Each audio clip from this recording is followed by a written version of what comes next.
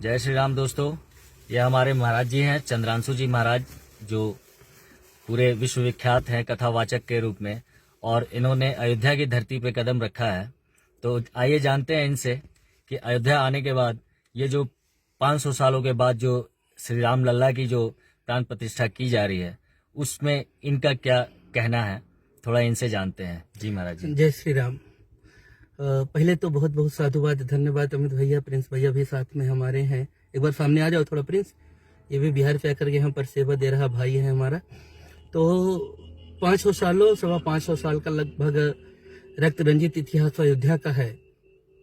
एक बाबर नाम का आक्रांता लुटेरा है जो राम मंदिर को लूटने के चक्कर में ही भगवान राम के गुम्मद को तोड़ दिया और वहां पर मस्जिद का जो ऊपर का गुम्मद होता है उसको बनवा दिया था। उसके मुक्ति के लिए लगभग लाखों लाख राम भक्तों ने, कार सेवकों ने अपने प्राणों की आहुति दिया और अपने जान पर खेल करके सरजू जी की धारा लाल बहने लगी, पूरी लाशें बहने लगी, शहीद गली है।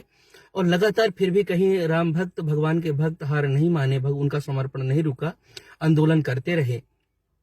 देश के आजादी के बाद भी 75-76 साल लगभग भगवान को टाट पर रहना पड़ा और कोई और नहीं थे, अपने देश के जयचंद लोग ही थे। एक तरह से कुर्सी के प्रेमी, सत्ता के लोलुप लोग जो भगवान राम को भी कटघरे में खड़ा करते रहे। तो ये बड़ी विजय है। उस समय तो त्रेता युग में भगवान राम को केवल 14 वर्ष का वनवास मिला था, पर लगभग 550 सालों तक बहुसंख्यक समाज, हिंदू समाज होने के बाद भी कहीं ना कहीं ये कटघरे में खड़ा रहा और भगवान राम को भी सबूत देना पड़ा कि हमारी राम जन्मभूमि है। तो ये उस समय 14 वर्ष की जो दीपावली थी, मुझको लगता उससे बड़ी दीपावली है इस समय की। तो मैं बस इतना ही कहता हूँ कि सबको बहुत बहुत शुभकामना। और जो जहाँ है, जिनको निमंत्रण मिला है वो तो आ ही रहे हैं, पर लगभग 1 करोड़ 1 अरब 40 लाख की करीब की आबादी देश की है। तो सभी, और उसमें 100 करोड़ के करीब तो हम लोग हिंदू ही हो रहे हैं। तो सबको निमंत्रण जा पाना और सब लोग आ पाए, यह तो संभव नहीं हो पाएगा, वारी वारी से हो पाएगा। तो जो जहां है, जैसे हैं, उस हाल में सब लोग प्रेम के साथ में एक इतनी भव्य दीपावली मनाए।